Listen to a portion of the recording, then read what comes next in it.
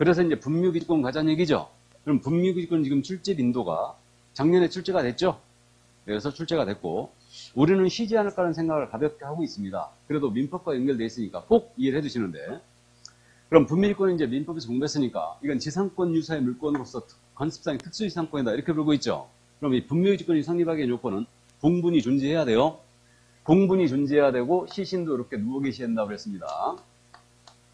그러면 공분은 있으나 시신이 없어요. 이걸 뭐라고 한다? 가묘. 가묘는 취득할 수 없습니다. 장래의 묘소죠. 그래서 어르신들 오래 사시라고 가묘를 써놓는 경우가 있다고 그랬는데 이건 취득할 수 없고요. 다음에 봉분이 없어요. 시신은 있습니다. 이걸 뭐라고 한다? 평장이나 암장이라고 한다. 이건 취득할 수 없습니다. 그래서 이렇게 됐고, 물권의 득실 변경은 등기하여야 효력이 발생한다고 그랬는데 이건 등기 없이 취득하는 거죠. 등기는 성립요건이 아닙니다. 이렇게. 그럼 잘 알고 있고, 성립하는 경우는 세 가지로 압축이 됐죠. 분묘지권이 성립하는 경우는 세 가지로. 자네 땅에 대한 할머니 집 모시겠네. 그래 하십시오. 이게 승낙형이에요. 그래서 승낙을 받아 설치한다. 그럼 즉시 취득해요. 분묘지권을. 그 다음에 승낙을 받지 않냐고 설치했더라도 시효를 취득할 수 있었죠. 그러니까 시효 취득은 몇 년 점유를 해야 된다? 20년. 평온 공연한 점해야 되죠. 폭력에 의하지 않냐고 공공연하게 해야 된다. 그럼 20년간 이 분묘로 소봉사하시면 시효 취득할 수 있다.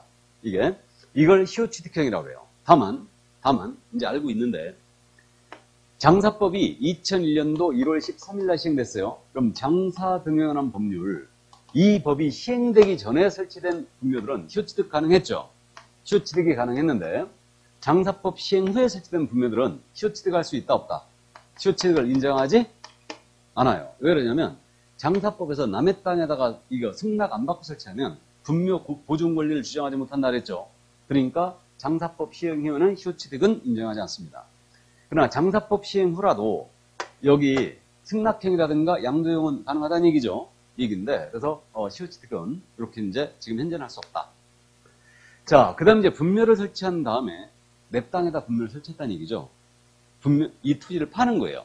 처분하는데 그 토지의 양수인과 이장한 이 분묘를 이장하겠다, 철거하겠다 이런 특약을 함이 없이 만약에 이걸 양도를 했어요. 그럼 내가 취득하는 거죠. 이걸 뭐라고 한다? 양도형 분묘기지권이라고 해요.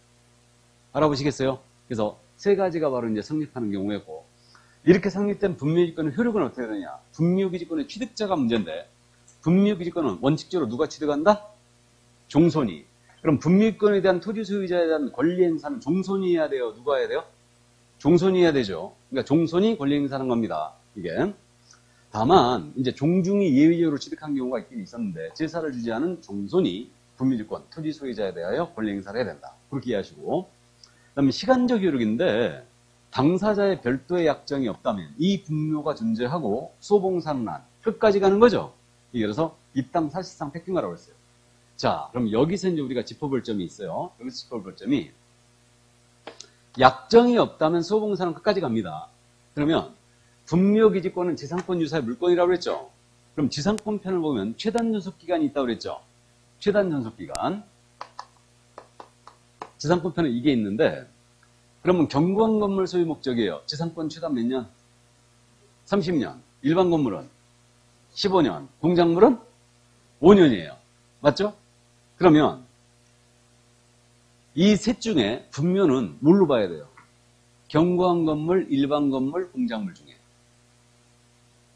예? 공작물로 봐야죠. 견고한 건물 아닙니다, 그거. 맞죠? 영원히 사실 곳이라 견고한 건물로 오시면 안 돼요, 이게. 내가 우리 아버지 얘기했나?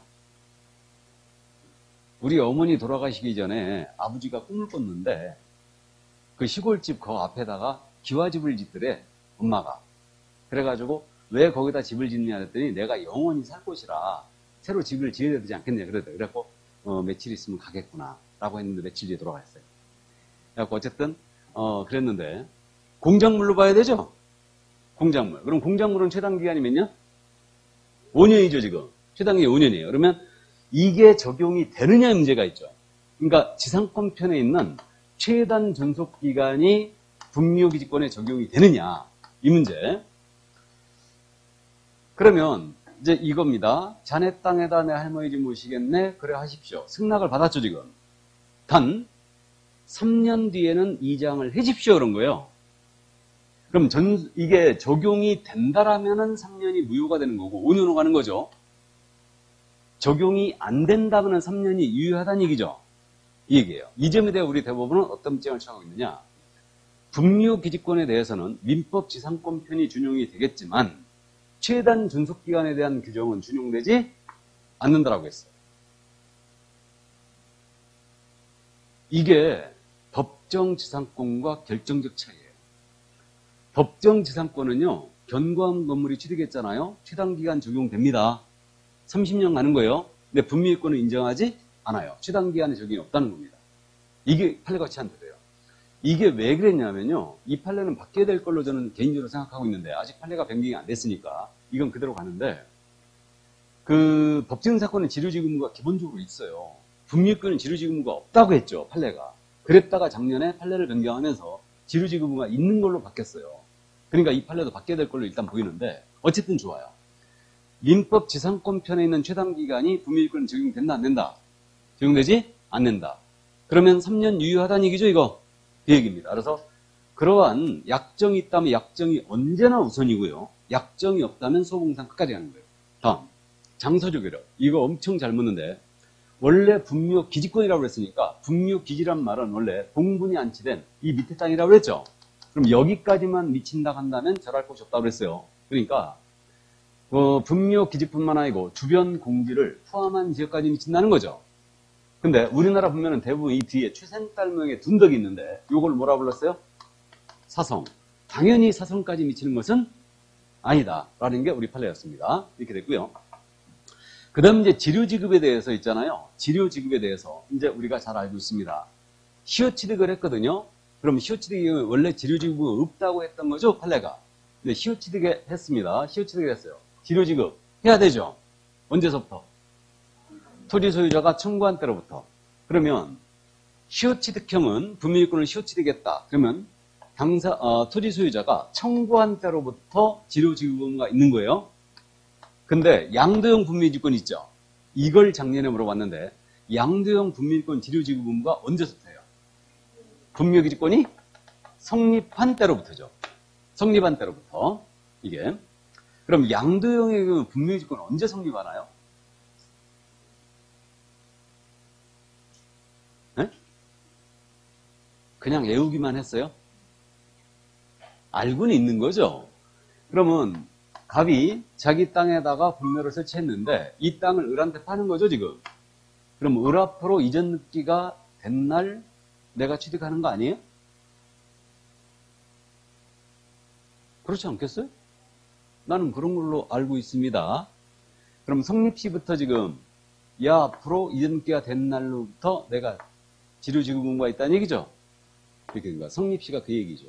이게. 그러니까 시효취득 분묘기지권이 성립한 때로부터 지급해야 된다면 틀렸다는 얘기죠.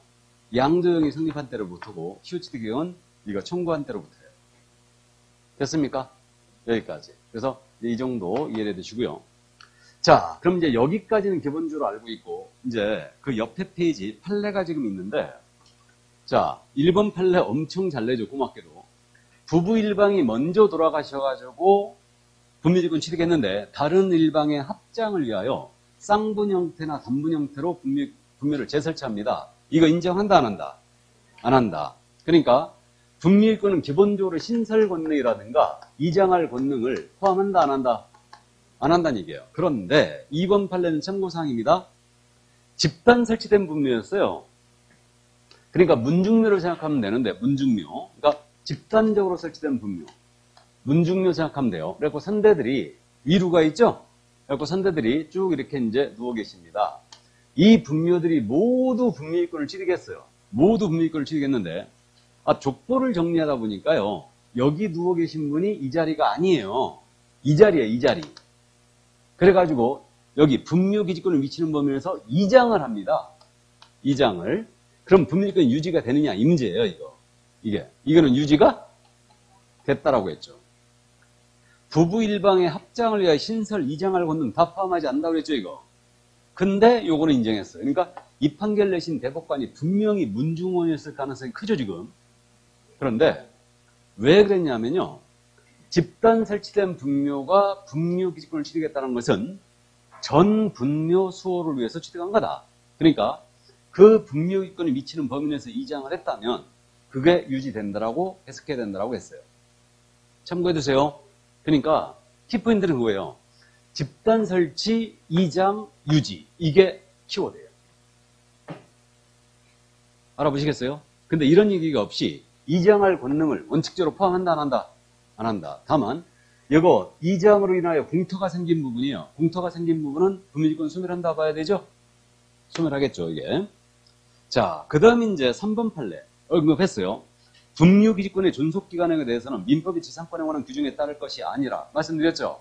취당기간 5년으로 볼 것이 아니라 당사자의 약정이 있는 특별한 사정이 있으면 그에 따를 것이며 민법 제281조에 따라 5년간이라고 보아야 할 것은 아니다. 공작물이 최단 5년이었죠? 그러니까 5년으로 봐야 될 것은 아니, 그러니까 존속기한 취당기한에 적용이 없다는 거예요. 알아보시겠어요? 참고해 두시고. 다음 이제 4번 판례입니다. 이거 지체된 지료가 판결 확정 전후를 불문하고 2년분 이상이 되는 경우 민법 287조를 유추 적용하여 분묘기권을 소멸을 청구할 수 있다. 이건 여러분들이 지상권편에서 공부했죠? 법정지상권도 마찬가지인데 만약에 지료가 정해진 거예요. 지료가 정해졌는데 이거 2년분을 지체했죠? 그러면 지상권 소멸 청구할 수 있죠? 요 규정 다 적용합니다. 이게. 이거 지상권 소멸 청구권은 형성권인가요? 지상권 소멸 청구권 형성권이에요? 청구권이에요? 네? 형성권이죠. 청구권이라고 돼 있지만 이건 형성권의 성격을 갖고 있는 거죠. 행사하는 순간 소멸해버리는 거예요, 그냥.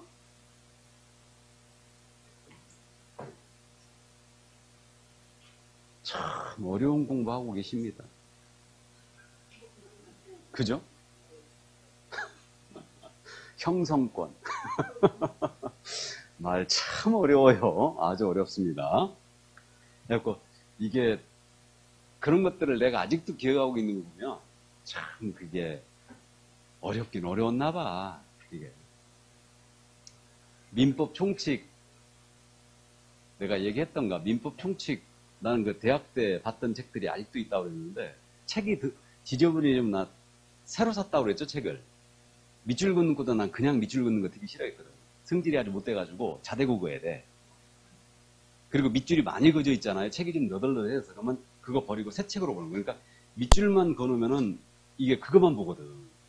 그러니까 이제 새 책을 봤는데 그래갖고 이제 볼 때마다 일회독 할 때마다 사인을 하잖아요. 책에다가 사인했는데 민법이 18번이 사인됐던가? 그렇게 돼 있대. 그래갖고 20번을 안 봐갖고 내가 불합격했나 봐. 그래갖고 어쨌든 총칙이 어렵죠. 그러니까 이제 총칙이 어려운 게 항상 저도 그랬어요. 그러니까 책을 그러니까 민법 총칙, 그 다음에 물권 총론, 물권 강론, 그 다음에 계약 총칙, 계약 강론, 그 다음에 친족 상속, 민사법 연습, 민사소송법 이렇게 되는데 민법이 이렇게 돼요. 그러니까 6학기 동안 이제 공부를 하거든요. 그렇게 하는데 그걸 갖다가 친족 상속까지 다 읽었어. 그럼 마지막에 다시 총칙을 봐요. 항상.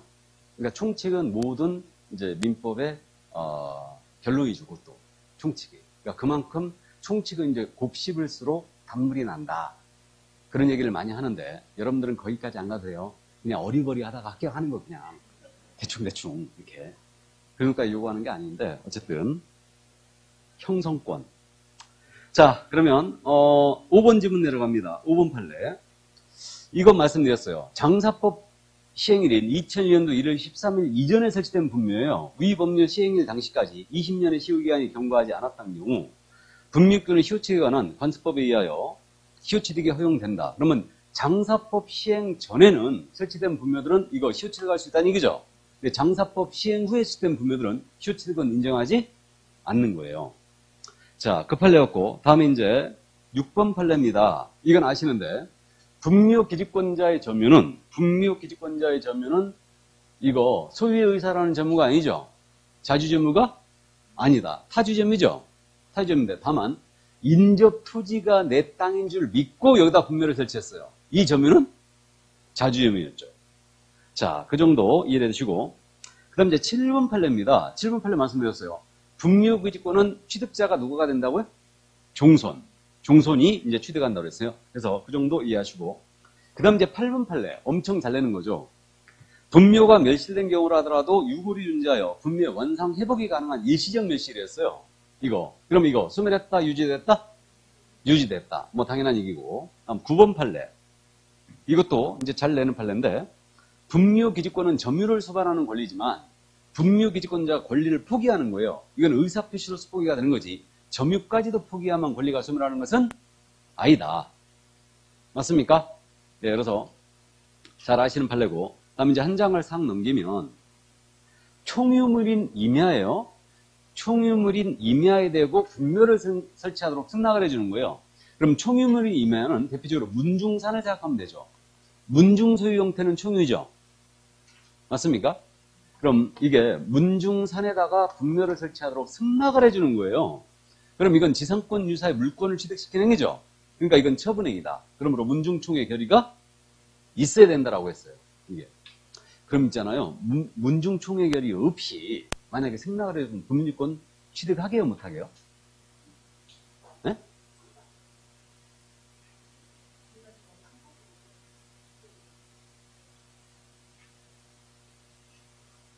장사법 시행 전에는 취득하고. 아, 시효취득을 말씀하는 경우인가? 나는 시효취득을 얘기하는 게 아니고 취득할 수 있느냐 없느냐의 문제인데, 분묘 설치 행위 자체가 무효란 얘기죠. 그냥 갑시다, 그럼.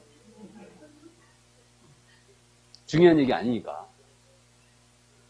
총유물에 대해서 총회 결의를 거치하면요, 그건 일단 무효예요.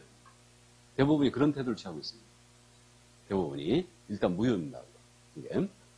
그러니까 취득 못한다는 얘기예요.